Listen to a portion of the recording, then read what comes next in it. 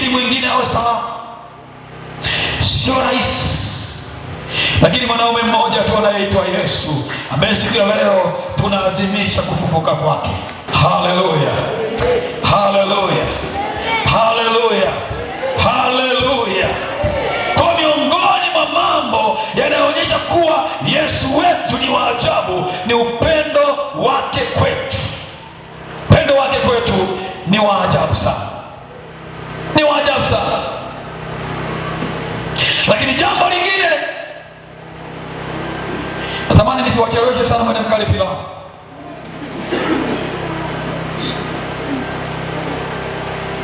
Kwa hata usina wasiwasi, natoka muda si mrefu.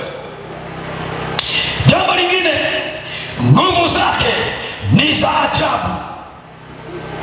Yesu ni wa ajabu, nguvu zake ni za ajabu, sio na kawaida, ni za ajabu. Nguvu zake hazilinganishwi na nguvu ya aina yoyote. Uwezo wake haulinganishwi na uwezo wa aina yoyote. Nguvu zake Yesu wetu ni za ajabu. Ukitaka kujua kama ni za ajabu, waulize wachawi, wanajua. Yaulize mashetani, yanajua. Uliza misimu ya familia na ukoo, inajua. Uliza, wanajua. Nguvu zake ni za ajabu. Tuliona Yesu, tunajua nguvu zake ni za ajabu, maana zinatenda mambo ya ajabu. Bwana Yesu asifiwe. Bwana Yesu asifiwe. Bwana Yesu asifiwe. Kwa nini nguvu zake ni za ajabu? Kwa sababu utendaji wake ni wa ajabu. Mathayo sura ya 9 mstari wa 18 mpaka 19. Kwa nini nisomee tu? Mathayo sura ya 9 18 mpaka 19. Utendaji wake ni wa ajabu.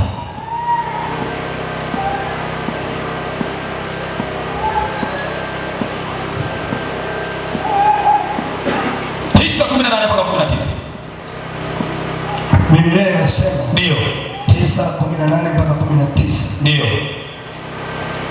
Alipokuwa akiwaambia hayo, ndio, tazama akaja jumbe mmoja akamsujudia akisema, ndio, binti yangu sasa hivi amekufa, ndio, lakini njoo uweke mkono wako juu yake naye ataishi. Akaondoka Yesu akamfuata pamoja na wanafunzi wake.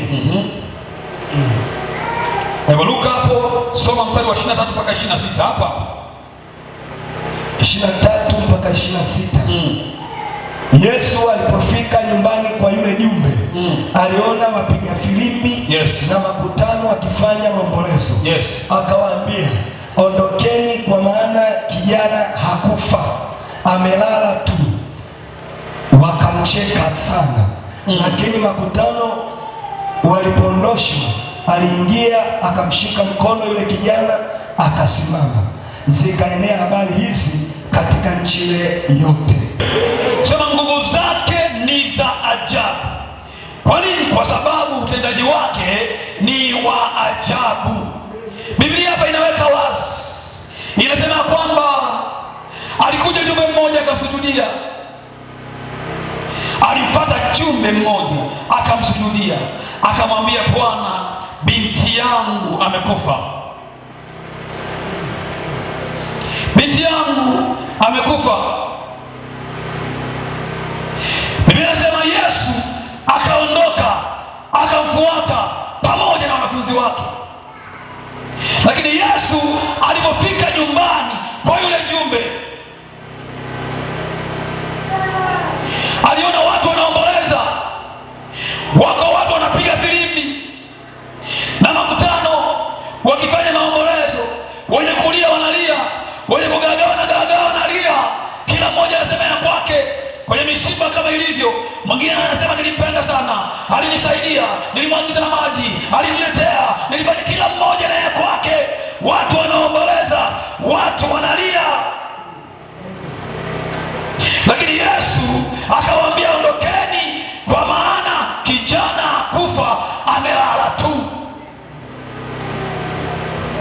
Baada ya Yesu kusema maneno hayo, Biblia inasema wale watu waliokuwa wanaomboleza, waliokuwa mahali pale,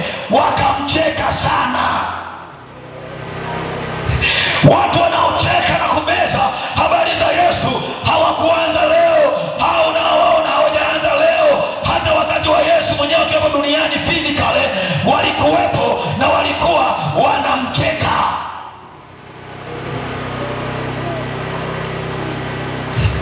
Kwa nini walimcheka Yesu? Kwa sababu waliona lile ni jambo zito, haliwezekani. Haiwezekani mtu ambaye amekufa, wamethibitisha amekufa, alafu awe hai tena. Haiwezekani. Walimwona Yesu ni kama amechanganyikiwa, walimwona ni kama amechanganyikiwa. Hawakujua ya kwamba nguvu zake, utendaji wake huwa unashangaza, huwa ni wa ajabu. Hawakujua. Yesu anawaambia hapana, ondokeni, huyu hajafa, amelala. Kwa Yesu swala la kifo ni usingizi tu, ni usingizi tu. Yani ni jambo dogo kwa Yesu, sisi kwetu ni jambo gumu. Kama Biblia inasema yasiyowezekana kwa wanadamu, kwa Mungu yawezekana. Hawakujua kwamba Yesu ni Mungu. Ndio maana wako watu hawaamini, wako watu wanapinga, hawaamini kama Yesu ni Mungu. Lakini wakitafakari, wakachunguza, ni nani mwenye uwezo wa kufufua wafu? Ni nani mwenye uwezo wa kurudishia watu uhai kama sio Mungu? Biblia inasema wakamcheka sana.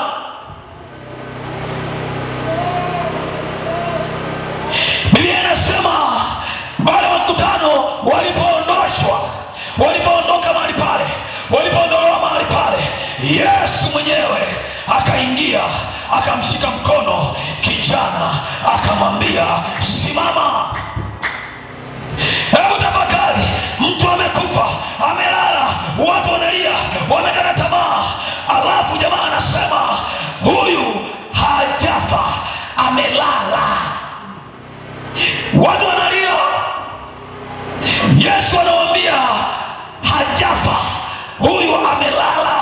Wao wamethibitisha amekufa, lakini kwa Yesu kifo ni sawa na usingizi, kumwambia tu mtu amka, na mtu anashtuka, anaangalia amka. Yani ule uwezo unaoenda kuutumia wewe kumwamsha mtu aliyesinzia, unaambia fulani amka, anaamka. Kwa Yesu anaamsha mtu aliyekufa, kwake ni sawa sana aliyelala usingizi. Yesu anamwambia kijana amka. Kijana akasimama. Kwa nini alisimama? Kwa sababu nguvu za Yesu ni za ajabu sana. Yeye ni wa maajabu, huwa anashangaza. Yale ambayo tunaona hayawezekani, kwake yanawezekana. Wakati ambapo akili zetu zinafika mwisho, kwa Bwana inawezekana. Anathibitisha uweza wake ni wa ajabu. Bwana Yesu asifiwe. Bwana Yesu asifiwe. Bwana Yesu asifiwe. Bwana Yesu asifiwe. Marko 7, Marko 7, Marko 7. Soma Marko 7, Marko 7 sura ya 7, sura ya 7 31 mpaka 37.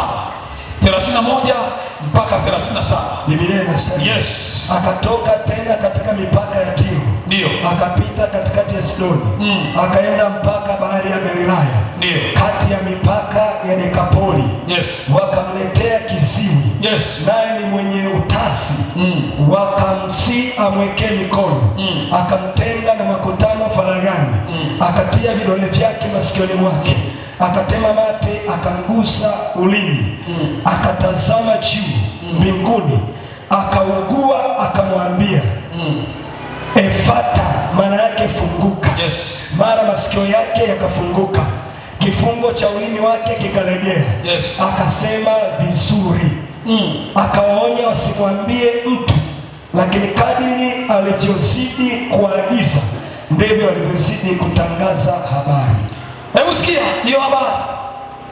Huyu Yesu, Biblia inasema akatoka katika mipaka ya Tiro, akapita katikati ya Sidoni, akaenda mpaka bahari ya Galilaya, kati ya mipaka ya Dekapoli. Wakamletea kiziwi, naye ni mwenye utasi, akamsihi amwekee mikono.